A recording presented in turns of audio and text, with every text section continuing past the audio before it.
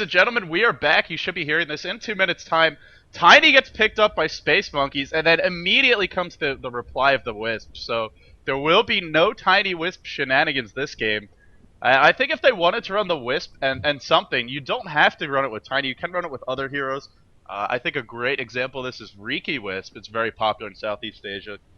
So if that was the combo they were going for, I think maybe starting with the Wisp would have been better, because the Tiny, a little bit more replaceable. But either way, this gives them burst damage, gives them another stun to work with, and a decent team fight hero. And right now, I gotta say, this lineup on the Radiant side is looking quite squishy. Broodmother, Wisp, Shrek are not very naturally tanky, and are up against a lot of burst damage. That's very true. I mean, there is going to be a lot of magic damage coming out of this Radiant, or the Space Monkey squad. A pipe is going to be just so instrumental, and they're actually, Space Monkey's going to look to finish their draft with Venomancer. Fantastic hero to have. That actually gives them a little bit of turtle potential, a little bit of push potential as well. But I mean, I think that was so smart. You pick up the Wisp, you deny that Tiny Wisp combo, and I mean, Wisp with Chaos Knight, just fine. I mean, you're able to bring him into a fight, and just the massive amount of damage when he pops his ultimate, and just the stun, I think, is just an amazing thing to be able to bring around the different lanes. We're already talking about how they want to try and disrupt the Space Monkeys team. They're probably going to try and get some ganks off really quickly. Putting Wisp on that team, it's only going to help their strategy. Absolutely. Venomancer, sorry, I'm reading some stuff in the stream chat. Hopefully the technical issues are sorted out. Venomancer is the final pick, so they go for just so many strong laning heroes, really. And Venomancer, he's not going to offer you that global presence that the Wisp brings to the table, but nonetheless, a good lane controller. And right now, it looks like Space Monkey's goal is dominate the lanes early, and then once you get to that level 6, 7 mark, you have Black Hole up, you have the Queen of Pain ult and Scream maxed out, you have Spell Steal to work with. Ideally, you get Tiny even up to 8 or 9, so that its combo really starts to hit hard. And then you just go, and you start killing, whereas when we look at Sedulous Panda's squad, I'm not sure they can fight at that level 6, 7 mark. I'm also not really sure they have a significant laning advantage. I think for them, the big moments are going to be from like level 3 to 5 or so, when Leshrac and Chaos Knight are pretty much the strongest pair on the board, when Broodmother can still have an impact before the Spiderlings can just be mowed down by the AoE, because there's a lot of AoE, and it's a lineup that wants to spread the field, it's a lineup that wants to try and split push a little bit, and especially now with this pick, they go for the Morphling. Maybe we'll even see a Morphling solo mid in some sort of tri-lane with the Wisp, Chaos Knight, Leshrac. It's definitely an option for them. Yeah, this is going to be really interesting to see. I mean, the one problem that I think Cogito really have is that they can't really fight against the Space Monkey squad when they're all together. I mean, what happens if Space Monkeys really looks to go for Roshan? I mean, what are you going to be able to do? If everybody's together, they're just going to wrangle everyone up and mow them down with all the AoE damage they have. So, I mean, that might be something that Space Monkeys want to take advantage of, just being able to run around and get map control of wherever they all happen to be. Yeah, it's going to be tough to maintain map control, though. And if they had the Wisp, things would be so much easier. Because then you have the constant threat of the Tiny Wisp gank, which honestly is almost as good as just having the actual gank happen. Just the threat of Wisp joining the fight at any time forces it. Even a hero like Broodmother is normally a great split pusher to play a lot more defensively. So I love the fact they picked up the Wisp and denied it to the Space Monkey squad on the part of Cogito. Now the question is, will they be able to use it effectively? Again, Wisp is a very squishy hero, normally needs a good start to be effective, because otherwise, if she's not getting a decent start, and she's just burst down immediately, she just can't bring anything to the table. She starts with 0 base armor, her HP gain is not great, and just generally is a pretty easy hero to kill. Now, if you use Tether properly, you can do some cool escapes, but yeah, it's a squishy hero, so we'll see how they make it work in the lating stage. Looks like we have a bit of a pause here. Toilet break is required by Bao Bao, and I think this is a good time to introduce the players while we have a brief moment. So Bao Bao will be handling that Enigma.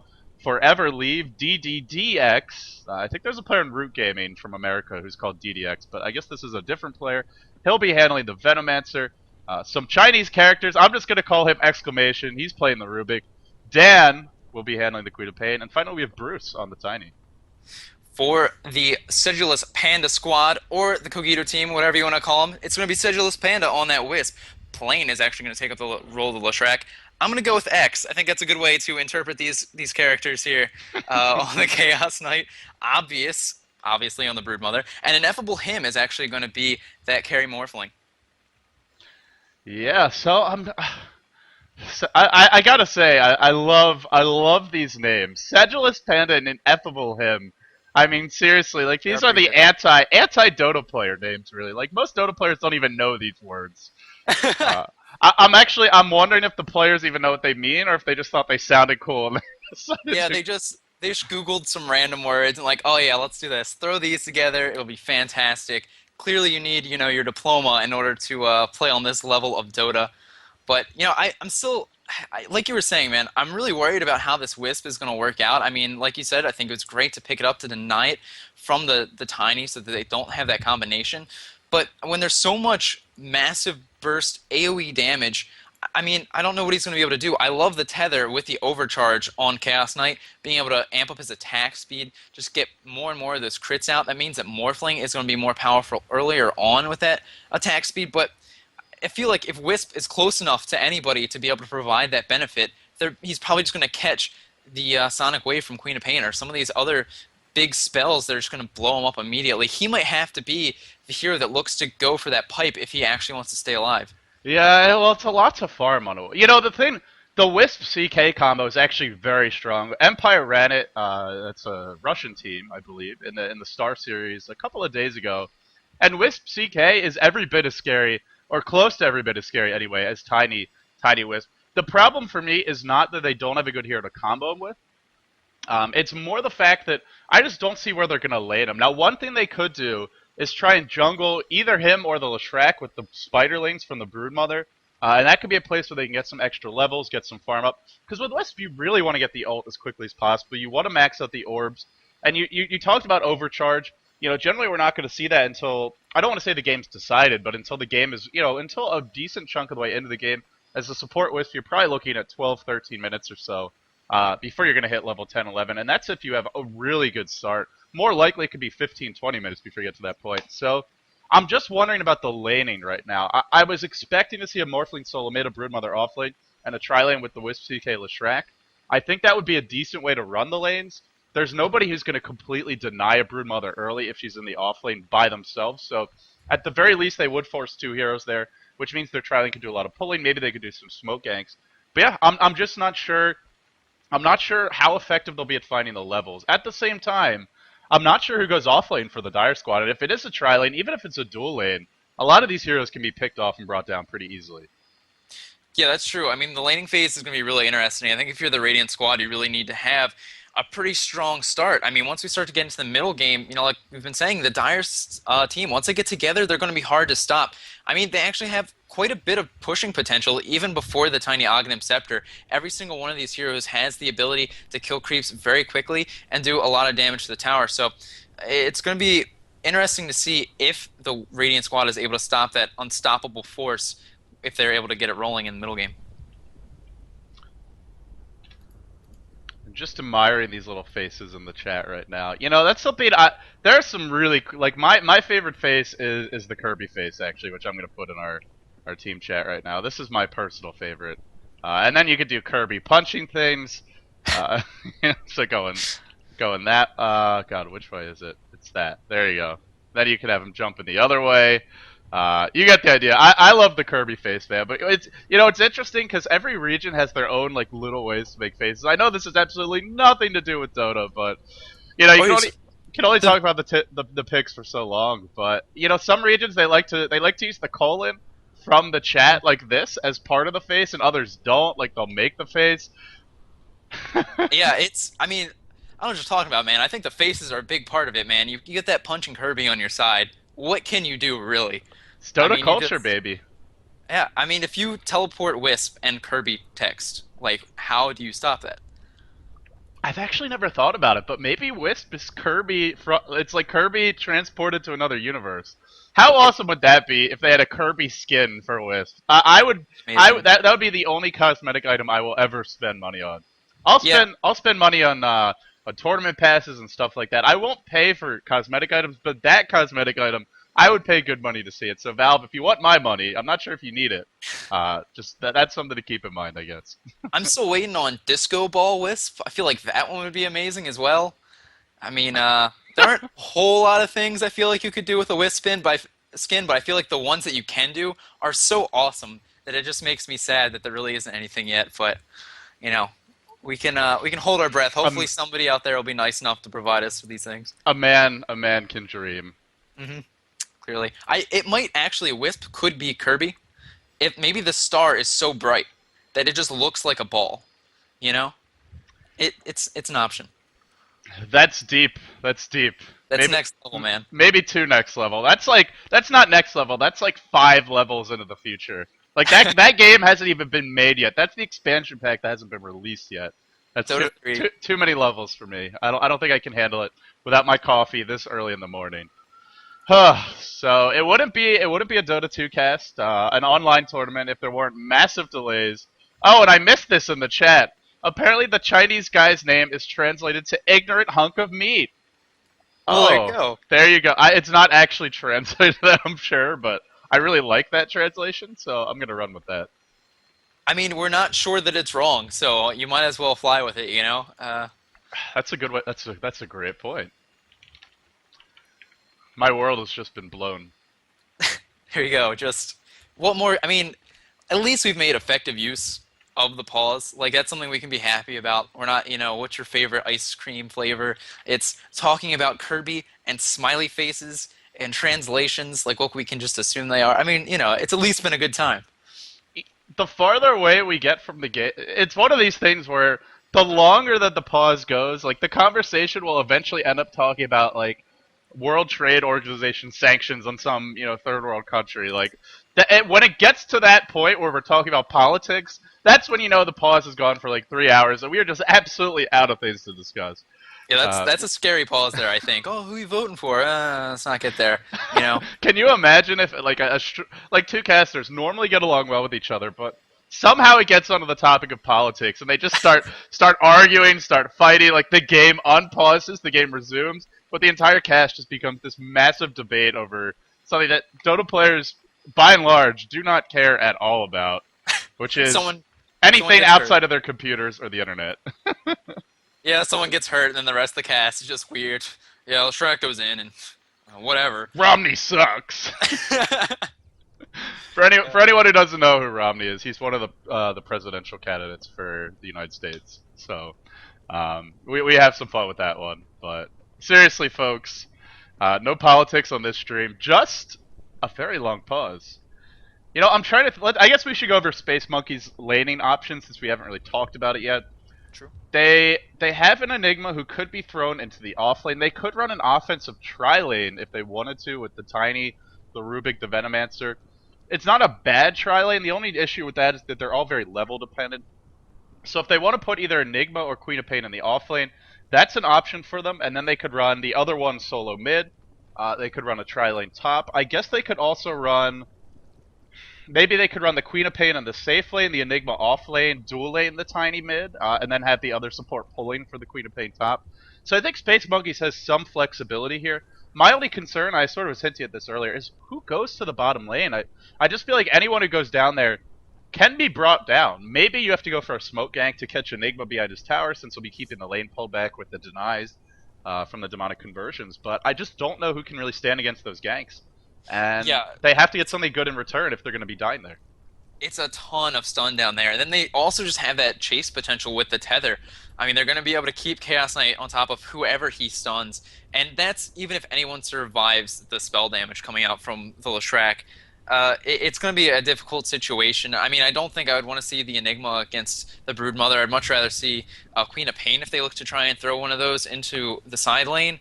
But yeah, it's going to be interesting to see. I really do think that the laning phase is going to dictate a lot of how this game works out.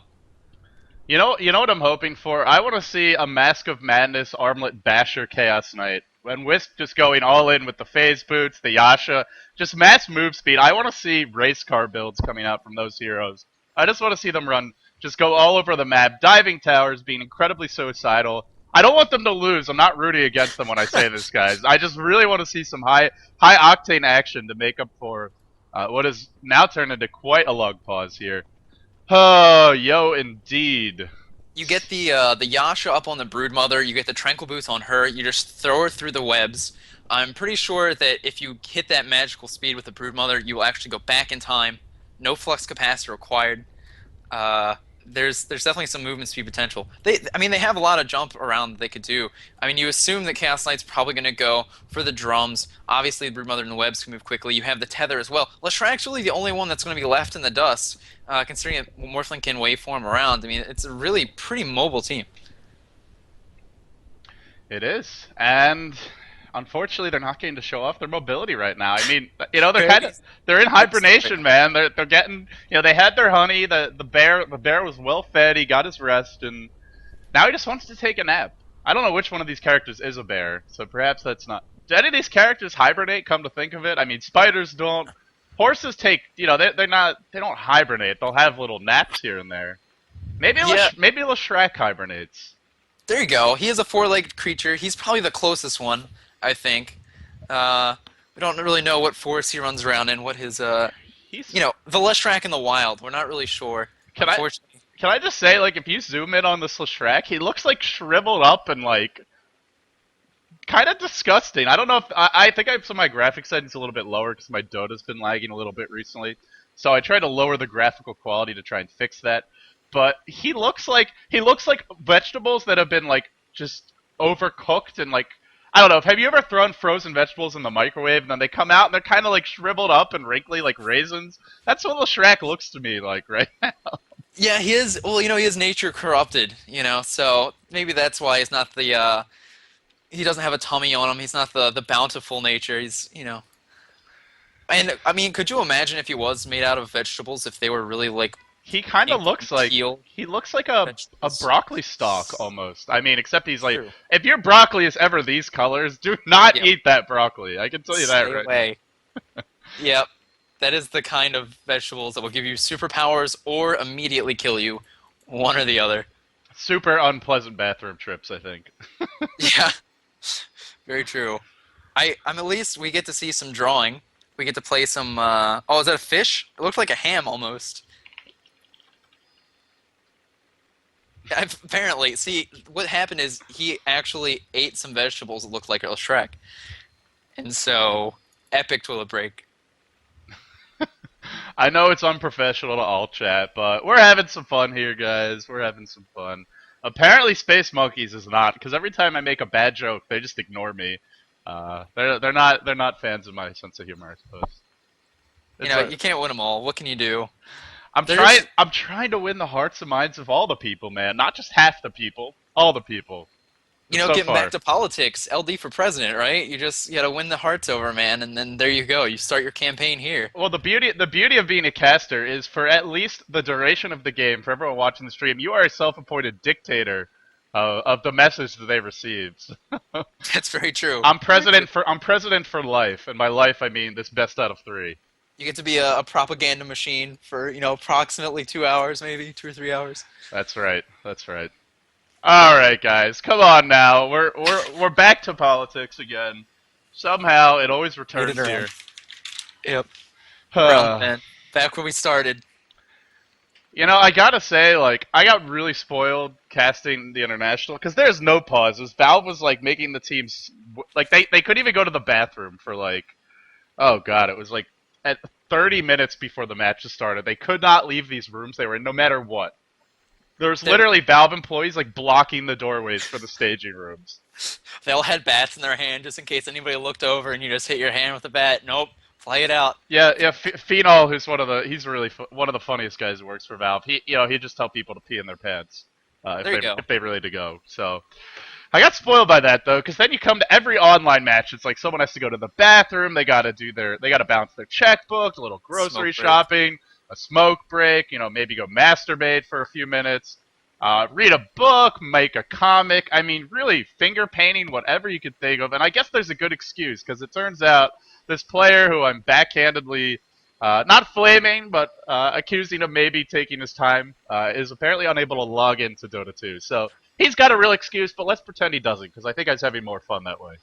That actually happened as well in the Rising Star qualifiers. Had some problems with Steam and just being able to log in. Actually had to cancel the game after it was, I believe, like 20 minutes in, unfortunately. I mean, it was a pretty close game. They just decided to replay it. But, yeah, unfortunately, one of those things that you have to take into account. I mean, luckily, at this point, you can pretty much just if you have to restart it in the all pick and just start from scratch that way. But yep, Well, unfortunately, the these pr- things happen. the problem is going to be if he can't log in, then we can make a new game. We're still waiting for him to join that game, so That's true. not sure would help. Apparently, he is coming in now, and I guess we're gonna get underway soon. I almost forgot we actually have to cast this game and can't just shoot the shit for an hour and a half's time. So As great as it's been, unfortunately, they have to come to an end. These good times, but followed up uh, by a good game of Dota. We can hope. we can hope, we can dream. How have you been enjoying the style of play in these qualifiers? Because I personally just love all the like super aggressive play, and it's just been fantastic. This and in the Rising Star qualifier as well. All the games have been really entertaining. What are your thoughts? Southeast Asian Dota is always a treat. I mean, I think out of that, my favorite has got to be Pinoy Dota, just because they're, whatever aggression you see from, any other Southeast Asian area from Southeast Asia, the Pinoys just take it to the next level. And really, my favorite aspect of it all is just the all chat that they constantly engage in. Often in Tagalog, so you can't understand it, but they really get into it. But yeah, I mean, it's aggressive play. It's sometimes a little bit ill-advised, I guess you could say, but oftentimes it works. I mean, I think people like to flame the Southeast Asian players and call them sloppy or worse because when you go for really aggressive play, sometimes they're going to backfire, but sometimes they work absolutely brilliantly, and you just got to sort of sit back and admire the balls on these guys. I mean, really, because it takes some balls to do that, especially in a match like this where you're so close to qualifying for the main event. Absolutely. I mean, you're qualifying, you're trying to get some money out of this. It's not like, just a random game. And like you said, I mean, sometimes it pays off, sometimes it doesn't, but it's really nice to see. I think we can remember from some of those international games just the waits for Roshan to respawn. Luckily, we don't have any of that, and it's been a lot of fun so far. I'm really, really looking forward to the GEST. I am too. I think all the viewers are looking forward to the GEST. They're probably also looking forward to this game as well, Right. They're if looking it ever forward. They're arrives. looking forward to this GST qualifier. But no qualifier for you, says Space Monkeys for now. Oh boy. I think I'm gonna grab some iced tea while we wait. So take it away, bdlm. Oh God. Well, now that I get to go on my epic monologue, you know what? Shameless plug, if you guys don't mind. I am bdlm. I cast with my buddy J4Y a lot. We do this thing called Dota on Demand. We do a podcast at youtube.com/DotaOnDemand. You can also watch us on twitch.tv/DotaOnDemand. And we've also been doing some of these qualifiers. I don't know if you guys have checked us out over there. I do believe that it's literally called twitch.tv/DotaTalkStream. So there you go. You guys are welcome to check us out there. And yeah, if you haven't gotten a chance to check out any of the games that we've casted, many of them have been fantastic. I got to cast some this week, like I was mentioning earlier, the Rising Star qualifier. A lot of fun to watch, really fun to be a part of. So you guys should definitely head over there and check out some of those games. Now I'm wondering, is it getting like unsweetened iced tea? Is it sweetened iced tea? Lipton? Are we going for the main brand iced tea? Does he make his own? These are the questions that I need to know. I missed all the questions, but I am here with the answers. The answers are 42, Larry David, and Michael Jordan in that order.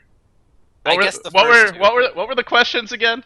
Oh, I was trying to muse about your iced tea. What flavor it might be, if it was sweetened, unsweetened, if it was main brand, off brand. If you made your own, maybe you're a tea expert in your free time.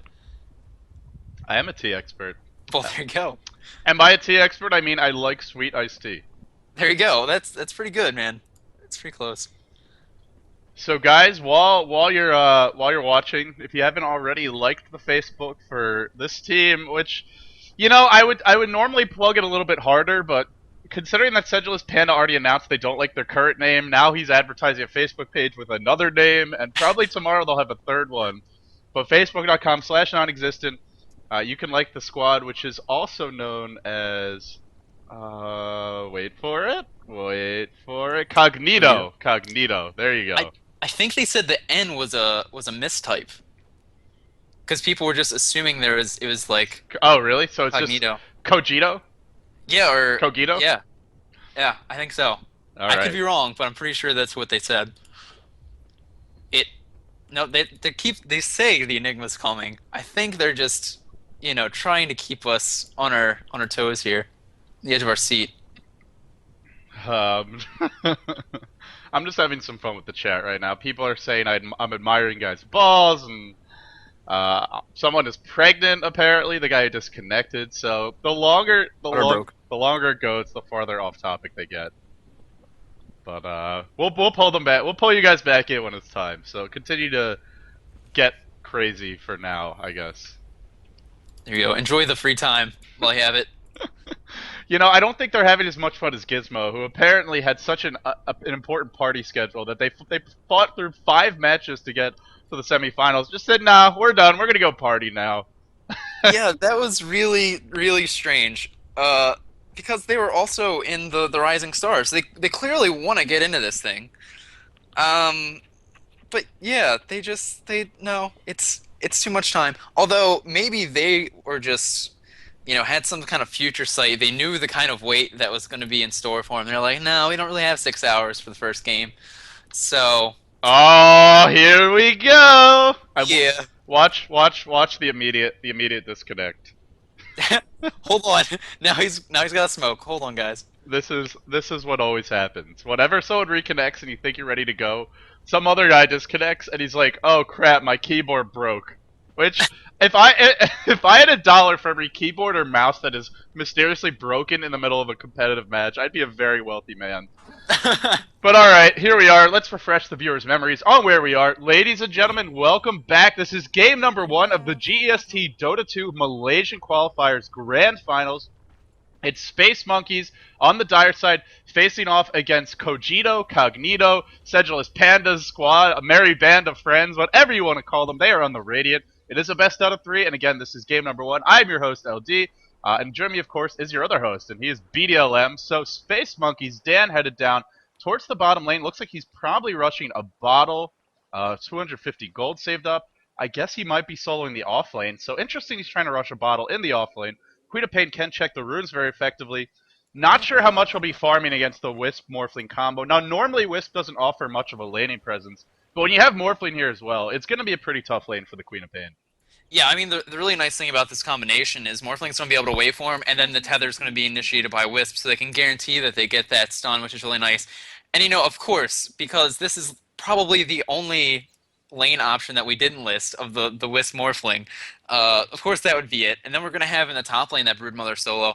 No surprise there. And in the middle lane, it's going to be the Chaos Knight and the Leshrac, and it looks like it might wind up being Rubik by himself, and that is going to be a very difficult situation for him. You know, what Rubik can look to do is just sit very far back and try and get as many levels as he can. Only use Fade Bolt to farm.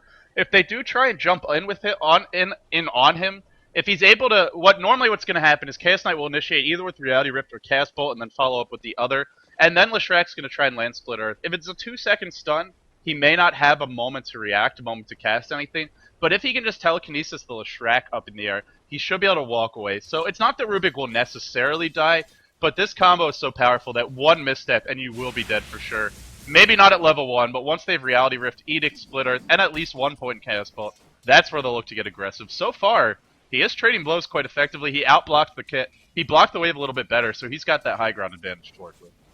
Yeah, making the best of a bad situation, already doing a ton of damage. Luckily, yeah, he will be even able to creep a little bit with that Fade Bolt, so fantastic for him. In the meantime, at the bottom lane, Wisp trying to find that Queen of Pain. She'll actually blink herself to safety. Not much to be afraid of, and just a Wisp, but, making sure that there's plenty of room for this Morphling to get all the farm he wants. So far, a very passive start to the game. The one lane we haven't really looked at yet is going to be the off lane, where it is for the Radiant, where it's obvious playing the Broodmother.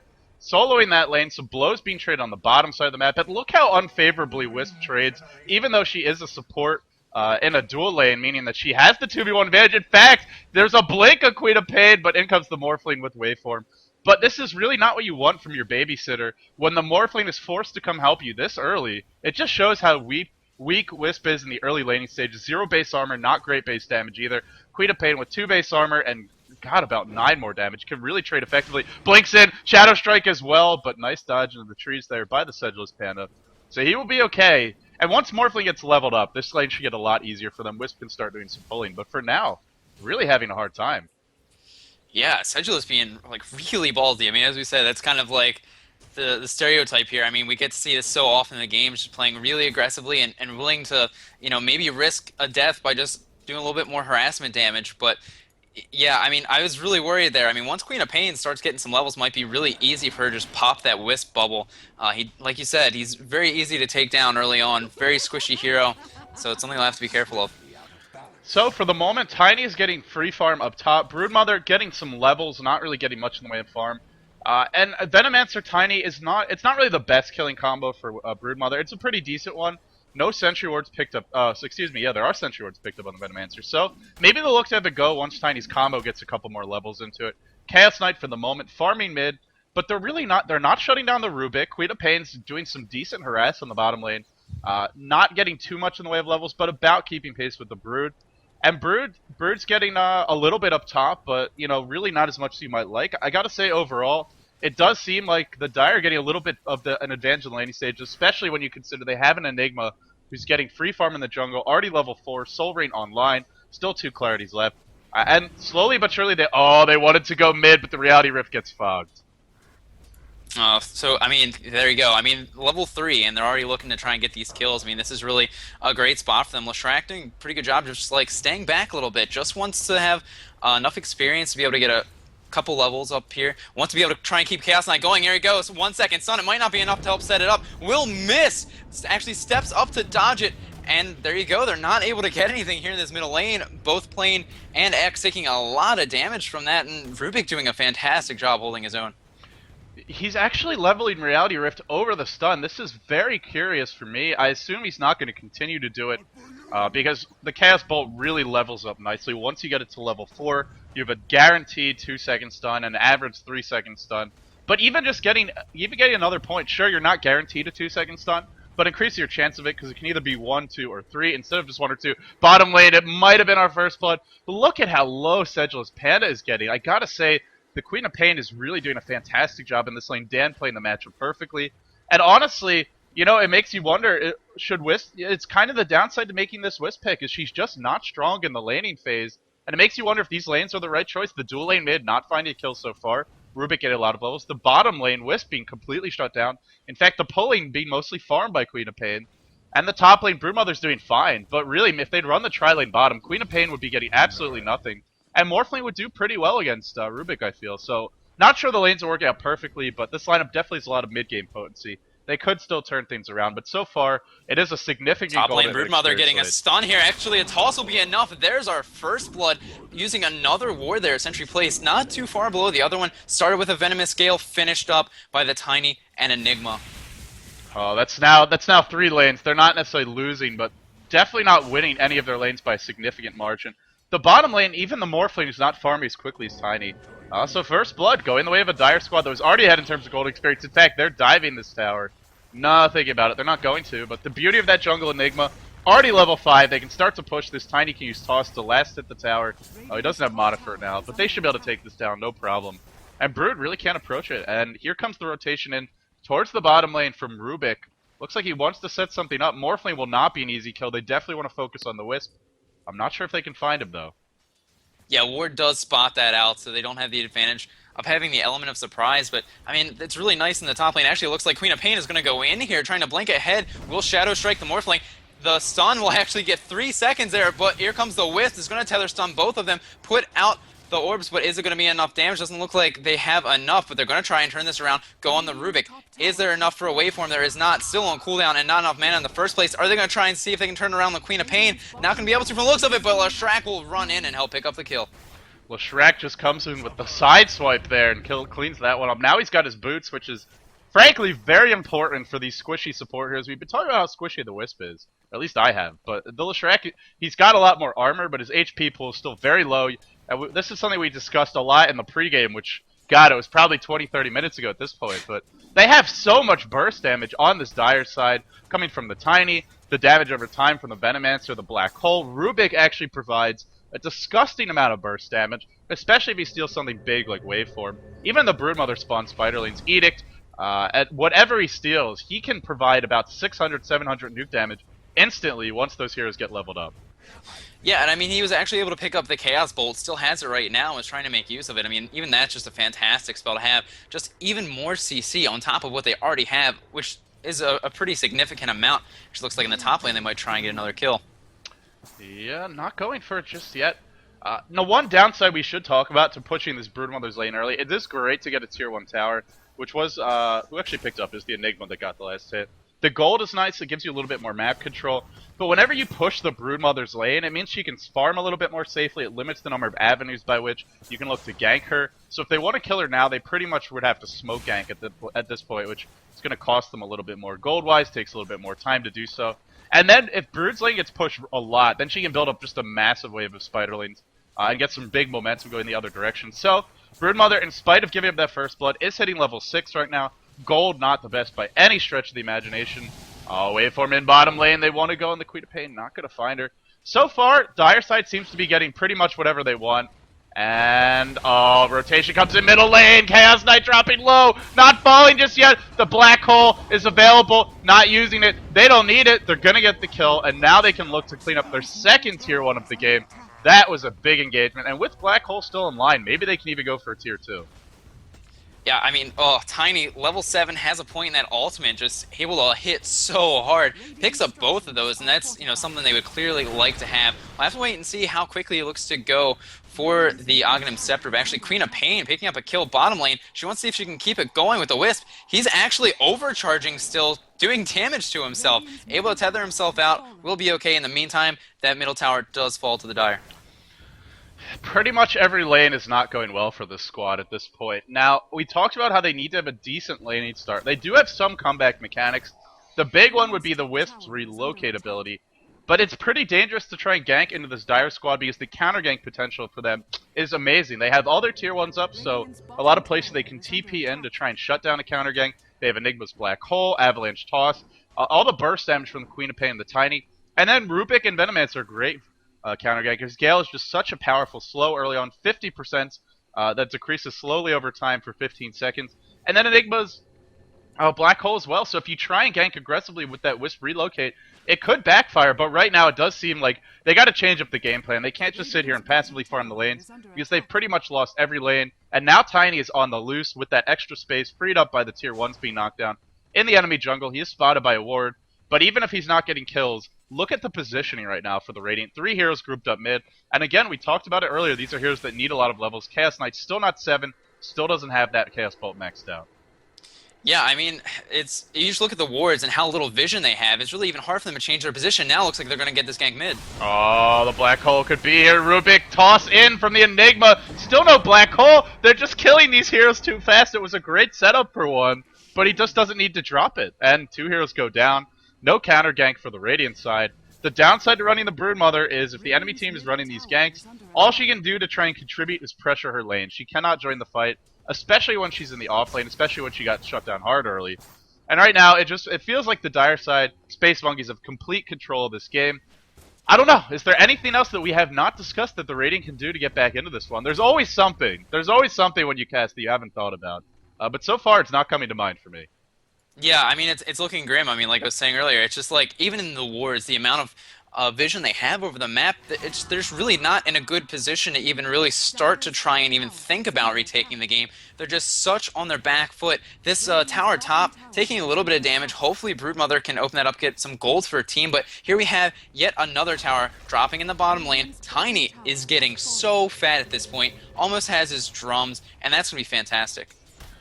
Yeah, he doesn't have the Wisp to make him move faster, but he's got so many other heroes with amazing CC. The slows, the stuns from the Rubik, the Venomancer, the Queen of Pain, and the Enigma. It's already a great chasing lineup in its own right, so I really don't think he needs the Wisp to be effective.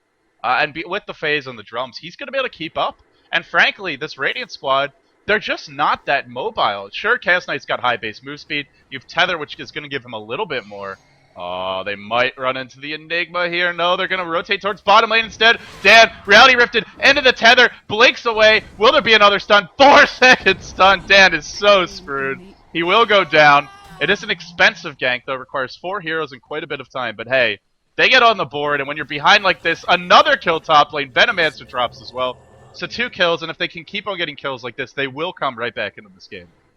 Yeah, that certainly helps. I mean, I was just watching top lane earlier. It looked like they're having a lot of trouble. Actually, it looks like Broodmother going to get ganked, going to get tossed, going to get avalanche, but so much movement speed with these webs, you might be able to get away. Tiny looking like he was trying to keep going, wanted to pop those phase boots to go after, but... What is Rubik doing? I have no idea how he ended up there, but that was not where he wanted to be. Dies in the shadow of the enemy tier 2 by himself up against this squad. You know, Space Monkey's frankly just playing a little sloppy right now. They haven't even used a Wisp relocate yet, and they're still getting picked off left, right, and center. The kill bottom, completely understandable. It was 4 heroes. You can't really expect 4 heroes to be ganky at 12 minutes in. And even if they do kill you, it's a big investment. But the kill mid on the Rubik and then the kill top that came through, the solo kill by the Brood, Venomancer was way out of tower range. But here we go, Chaos Knight in a bit of a pickle. Oh no, the Tether Stun comes in, Queen of Pain ult, assassinating the Chaos Knight, and suddenly Wisp is in the realm neighborhood. He takes a fall, and it looks like the Shrek should be the next one in line. One more auto attack, fogging beautifully, but Bao Bao gives the vision, cleans that up. Double kill going to Dan. Oh, well, once you get behind to the Space Monkey squad, they are just so good at chasing and getting pickoffs. It is fearsome.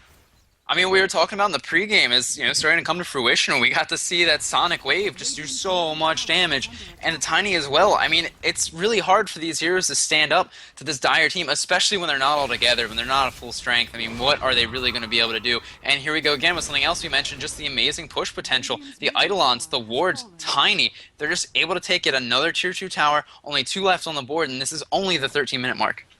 Such good map control for this team as well, and they waste no time. They're not content with just getting a couple of towers. They immediately rotate top, and like you said, the farming this game, 4 of the top 5 farmers are on the dire side. One of them is the offlane Queen of Pain, and she's second in line. That really shouldn't happen. It just goes to show you that Wisp has some weaknesses as a laning hero. Venomancer is going to gale the Spiderlings, a second Fade Bolt to clean most of them up, and the anti-push as well. You know, Broodmother not having a good start, sometimes she can recover. But this is really not a game where it's going to be easy to get back into it. There's a lot of stuns. They constantly have dust and Sentry Wards up, and perhaps more importantly, there's just so much damn AoE, mainly the Rubik, but Tiny and Queen of Pain have some decent AoE as well. He just can't get a push going. Oh, bottom lane, Morphling barely waving out from a hasted Tiny. Has to be careful. Now top! Oh boy. Kills happening all over the place. This time, looks like Rubik might be the one to pay. There's still a black hole. Is Bao Bao ever going to use it? He just cannot find the right opening where he wants to go, and he chooses to hold on to it. Very patient. Chaos Knight forced the TP out. In comes the rotation. Tiny has journeyed around the world for this one. Toss the Rubik in. Doesn't have vision. Doesn't need it. Split Earth into the trees. Rubik gets that kill. Tiny avalanche on top of it. Not necessary, but just for good measure and sort of icing on the cake. Dan, with the ult cooling down, is diving Morphling, zoning him way off the tower. A safe lane Morphling, you don't see this too often, being just bullied by an off-lane Queen of Pain. But hey, here we are. Morphling can't even approach the tower. Meanwhile, the tier 2 falls top. Yeah, and I mean, you mentioned it earlier. I mean, this is, I think, the truly scary thing about the state of the game is Enigma hasn't used Black Hole. We still haven't seen that amazing team fight ability. We've only seen one Sonic Wave, I believe. So, I mean, these big ultimates that we were really highlighting as being so dangerous in this game, we haven't even got to see yet, and still, Space Monkey's able to do just fine. It looks like they're coming over the Roshan pit right now. They might want to look to go ahead and take that while they have this crazy advantage. And like earlier, what is the Radiant team going to be able to do when the entire Dire squad is grouped up? This is the team that has the Broodmother, that has the Morphling, the really powerful split-pushing mobile heroes. They're not necessarily global heroes, but they have a big presence on the map in most games. But this game, Broodmother barely getting any farm, sitting back at where the tier 2 was, afraid to even leave that, and the Roshan is going to fall very easily, really unopposed. And it's not that Cogito could do anything about it. Even if they wanted to go, they just can't. There's still a black hole on the table. Dan has the Mystic Staff up now. If he's going for a Sight Device, he's going to have it soon. And Morphling has to get out of here now. Roshan has been dead for quite a while, but he waits too long, and this should be the death of him. Scream of Pain, Queen of Pain ult, immediately waveform into the trees, but just not able to escape past the tree line, and they have so many ways to clear the trees out. Unstoppable indeed. I believe Bruce was the one to get that kill. Didn't actually get the notification, but either way, 6-0-2 for your Tiny, 7,400 gold. Yasha now completed. don't even think he's gonna need the Aghanims or the Manta style this game. The way it's going, I think they can just go high ground now. They still have the Aegis, they still have the Black Hole, Blink Dagger up on the Rubik. I mean, all the core items coming online, and nothing for the Radiant really. Yeah, I mean, you know, it's unfortunate that they had to give the Roshan up, but it would have been great if they were able to get at least like a tier 1 tower somewhere for it, but the whole Radiant squad had to play so defensively. They were all still in their base, but actually Wisp is going to come top and help get him a kill there, so they can be happy about that. Venomancer gets killed, he's going to split the gold, and it looks like they'll have the time to maybe push this tower. I wonder if they're going to leave Chaos Knight here. They will actually, whether that was meant or not, they will actually break that tether. Sedulous Panda relocates back mid, they know that's where he came from. And they're not going to go on him. Yes, they are. Blink in from Bao Bao. Just picked up the Blink Bagger Avalanche toss. And they will pick up that kill as well. And it's nice that they got the kill top. They also got a tier 1 on the board. The problem is, you're killing the hard support Venomancer, who frankly doesn't need to do much for this team besides spam wards and try and slow down the Broodmother. He's not one of their high impact heroes. That title goes to all the other 4. The Rubik with the Blink Dagger, the Enigma with Blink Mechanism up. You know, these are the heroes that are going to have the big impact, and Morph gets stolen. That means this will be a very tanky Rubik if he wants to Morph, which I guess he doesn't. He just wants to be a little different, man. He's not like those other Rubiks. And that's actually agility, man. Get attack speed. It brings to mind, have you seen that video where the Rubik morphs all the way to agility and just gets one-shot by like 5 different nukes? Oh, it's so yeah, good. It's amazing. You know, I'm wondering right now if my gold graph is broken, because I'm seeing a 14,000 lead by the Dire, which is absurd at this point. You know, I normally hate to show the gold graph in a game like this, because it really seems to take the wind out of the sails of the game, so to speak, but... Not bad. No, it's fine. The viewers always want to see it. And then they're like, oh, this is a boring game. They have less fun in the end. Sometimes ignorance is bliss, guys. But you're right. It is a very one-sided game. It is our duty as casters to convey that to the viewers. They're not entirely out of this game. It's just it gets when you run this lineup. It's not just that you want to win the lanes early. It's also in the mid game. You want your Morphling to be finding kills with maybe a quick Ethereal Blade. Oh, he's in a lot of trouble now. Malphus, are we finally going to see our first Black Hole? Still no Black Hole. When is he going to drop it? He just refuses to use it. Oh, man. Waiting. Patience from Bao Bao. Perhaps too much. Has he forgotten he has the ability? I'm really just baffled he hasn't used it yet. To be perfectly honest, in comes Bruce, though, with the DD rune and the drums and the Yasha. They all book it out of there. And they will survive. Meanwhile, top lane Broodmother does fall to the Venomancer Queen of Pain combo. Where are the black holes? Frankly, I mean, Bao Bao is that was a good opportunity. Like, there were 3 heroes grouped up. I was really surprised he didn't go there. Yeah, I mean, towards the end of that fight, his Soul Ring on cooldown, and he just didn't have the mana for the black hole. But yeah, I mean, there were plenty of opportunities to at least catch 2. I mean, he really seems to be waiting just for that mystical, magical moment where he's just going to catch 2 people, and then 3 people are going to randomly teleport in the middle of it. But you know, he's just waiting it out too long, and unfortunately, you know, they're getting a little bit more wind in their sails as Radiant team, and you know, they now have the creeps at their base. They're able to farm it up a little bit. I mean, this might be something that's going to help them tremendously. Morphling now sitting on an Ogre Club, looking to be going for the BKB. You know, BKB rush, we've seen it before be very effective. Sylar from LGD loves to rush that, but you know, he'd normally have it by now. He wouldn't just be sitting on the Ogre Club and that's it. So it's a very late BKB. And normally BKB would help you deal with this lineup fantastically, but nowadays the modern style for Tiny is this right-click build where BKB isn't going to do too much for you. Oh, they got to be careful. Reality Rift in onto Rubik. That might have been a mistake, but the Avalanche is going to miss. Blink in for the Enigma. Bao Bao, you know, maybe what he's trying to do is just hustle them, man. It's just keep on blinking in and never dropping the black hole. So one time he's going to blink in, and they're like, oh, he's not going to use it. They all group up, and that's where he strikes. But I think he's hustled them enough, and he can just start, you know, taking their money now if that's his plan. He's really just trying to get the Dota 2 achievement, you know, win a game without dropping the black hole, and I mean, it looks like they could certainly do that pretty easily. I actually have Chaos Knight getting stunned here, taking a lot of damage. They're also trying to deal some damage to the Tiny, but no, there's no way he's getting out of there alive. Waiting in the middle of everyone, just getting annihilated. He too will drop. 3 heroes down now. Bruce goes godlike, and now they want to keep chasing. Rubik so low health, but he just wants to run in and try and get himself a kill. It looks like Morphling will be okay, but at the end of the day, a 3-for-1, and Tiny is getting so fat. And it's just taking too long for this Broodmother to push the top lane. Orchid is up, and frankly, I normally don't believe in Broodmother joining fights this early, and I don't think many people do, just because She's not the best team fighter, but the Orchid would be very helpful here, at least to try and limit some of the burst damage, maybe catch the Queen of Pain, blinking in a bit too far. Rubik really overextended, really shouldn't have died there, but they wanted to go for 4 kills. They weren't able to get it. Tower will fall, or Rax will fall rather, tether onto the Morphling, but really if this Wisp goes in, she's just going to die. Are they going to try for it? Waveform into the tether stun? No! Tiny catches him with the combo, pulled back in, and it looks like he will fall to the Reality Rift, but he's coming back to life. He'll be back in a jiffy, and I'm not sure if they can deal with Tiny Part 2. Godzilla goes not to Tokyo, he goes into the Radiant base, and this is a very, very angry Rockman. There's your Avalanche. Where's the toss? It's on cooldown. Shadow Strike in. Another 4-second stun. For a Chaos Knight who's having such a bad game, he is living a bit of a charmed life, but it doesn't look like it's going to be enough. Top lane, the tower's being pressured, the tier 2 taking some damage. They've gotten what they've come for, what they came for at this point. All the Rex fall mid lane. I think it's time for them to back off, or maybe not. Maybe they just keep on pushing, but you'd think a little bit of mana, a little bit of HP might be helpful for some of these heroes.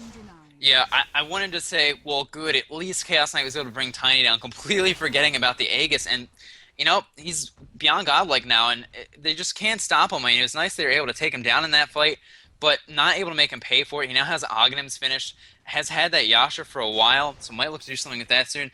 I mean, not that they weren't pushing quickly enough before, but now they're going to be able to do it even faster. Well, with this is like going from riding a bike to driving a Ferrari in terms of how quickly you can mow down this tower. That club is just outrageously good. Hasn't used the drum charge yet either. That will help the team push quite a bit, amping up the attack speed and the move speed of the whole team and the creep wave as well, which shouldn't be underestimated. But Tiny just waiting for that moment to go in. Where's the black hole? Come on, Bao Bao. I know you want to blink it. I know you want to catch 2 or 3 heroes out, but just waiting and waiting and not going. Slowly but surely, the tower being sieged. In the middle lane pushing as well. They can't just sit back here forever. They got to go at some point in the Radiant side, but jumping into this team with the Sight device, with all the defensive capabilities they have, is most likely going to cost them the fight and the game. So there's really no big solutions. I would say go for a wraparound smoke gank, but they don't have time for that.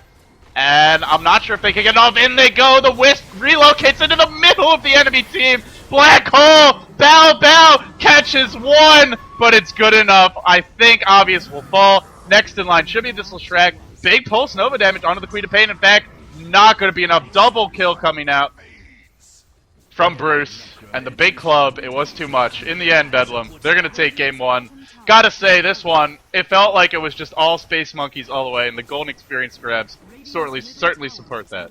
I mean, here's the other thing, too. I mean, now you just have to think about how this is for the players. This is a crushing defeat. At no point in the game did they have it. I mean, even you look back as early as the draft and you go, great, we denied the Wisp, but now we have Wisp, and we have to try and do something with that. And they just weren't able to make it work, so... You know, I think they have a lot of room to try and improve their team in that respect, but we'll have to see if they're able to do it.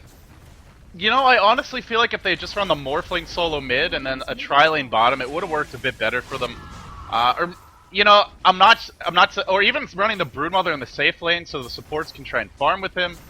And maybe run, I don't know, something like the CK Lashrak up top, because it was just a Venomancer and a Tiny doing some pulling. I just felt like the lanes didn't work and they didn't adjust. And really, when you're losing all of your lanes and they're running a jungle Enigma, who's the fastest jungler in the game, in the world of Dota, you can't recover from that. So, no adjustments, and in the end, cost Cogito. We will head into game 2 because this is a best out of 3, so ladies and gentlemen, do not go anywhere. I am LD, he is Bedlam, and together we are casting the GEST Dota 2 Malaysian Qualifier Grand Finals. Game 2 coming your way soon. Space Monkeys leading this one 1-0.